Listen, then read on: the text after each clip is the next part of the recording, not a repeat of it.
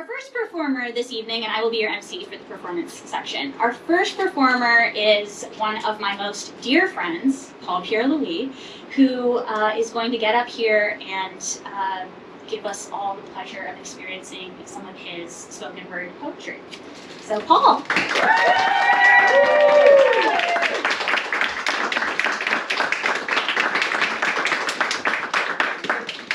That is so nice. Jeez, you don't even know if this is gonna suck. I would have given myself an intro, but Dina has been good job. I guess I could sort of elaborate more. As she said, I'm Paul Pierre-Louis. I'm 31 years old. I am from Westchester County, New York, which is like about an hour up from here. So by some standards, you could kind of say I'm a local, maybe. My dad grew up in Crown Heights. My mom grew up in East New York, and I have a bunch of family in Queens and Long Island. So I have a lot of memories spending summer evenings there. The streetlights dot the corners of Laurelton, bathing us in a cool blue hue. A day marked with black rice, oxtail, burgers, and fried fish. Timid small talk and gregarious ribbing is heading into overtime. But I've just about had my fill. I had just turned 15, and I'm already doing the math in my head, calculating when we need to leave so I could be home in time for the newest episode of Bleach on Adult Swim.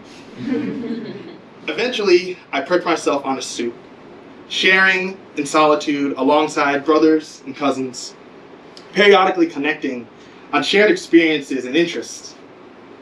Time slows down, as if it's an act from our ancestors dutifully watching from beyond.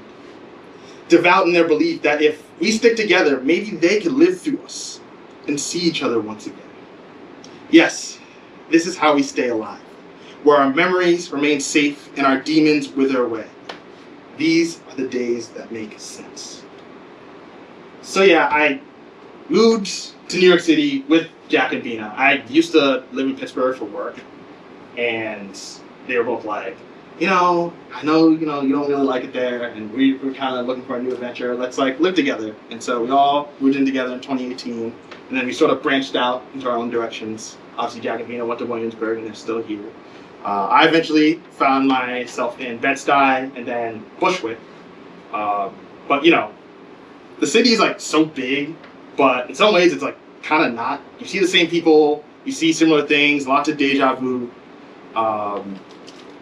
I read somewhere that the human brain can recognize a face and whom it belongs to as quickly as 100 milliseconds. That's as fast as it takes for me to visualize the life we could build together. That's how fast your eyes have cut through the jungle of uncertainties in my brain. And now, that's prime real estate for your birthday, your favorite comfort food, and the name of that one coworker you just can't stand. But before I can complete my garden, my gaze wanders. And the next 100 milliseconds is used to haphazardly formulate a de-escalation plan, just in case someone tries to step to your room. New York can switch up on you fast if you let it. The deluge of spaces and places, people and things can wash you away like a rip current. To prevent this, I anchor myself with mental screenshots I've strategically placed throughout the city. Like the spot where me and my favorite rollerblader would high-five while passing each other on the Williamsburg Bridge.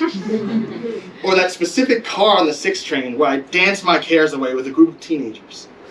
Or that spot on Bowery where a woman approached me and asked what I was listening to because it, and I quote, looked like you were really enjoying it. Every face I have memorized is a separate thread that has sewn me into the fabric of this city. I wish we could all somehow know. Oh, whoops, I made a mistake. I wish they all could somehow know how they made me feel. How they will always be a part of me. I'll never see them again. But when I see them again, they'll only take 100 milliseconds for that love to rush through me all over again. So, this is my last one for the night. But before I start, I just wanted to give another thank you to Jack, Dina, and Kofi for sort of giving birth to this house show idea. The amount of work, the unseen work that they put in to this entire project over months, just sort of trying to strategize how to make all this work. It's really inspiring. It can't go without mentioning, and I think I can speak for everybody here that we all love and appreciate the things that you do and the community that you've built for us. This last poem is about biking. I didn't have time to write it down, as you can see. It's kind of funny because sometimes I say like art imitates life, and when I came here, I was supposed to bring a GoPro so Jackie could record his steps, but I forgot it. And I was like, oh shit, I need to get back. So I had to take his bike and bike all the way back to Bushwick and get it and bike back here in like 30 minutes. And like I did it, but now like I'm really sweaty. It happens. Anyway.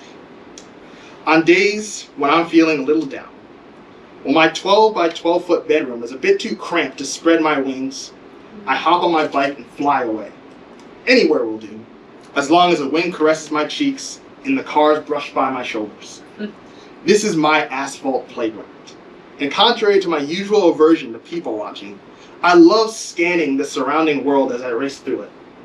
If I pedaled fast enough, I can envision an entire life story in every blur. I don't consider what I do thrill-seeking. It's more like I'm an empathetic urban surveyor.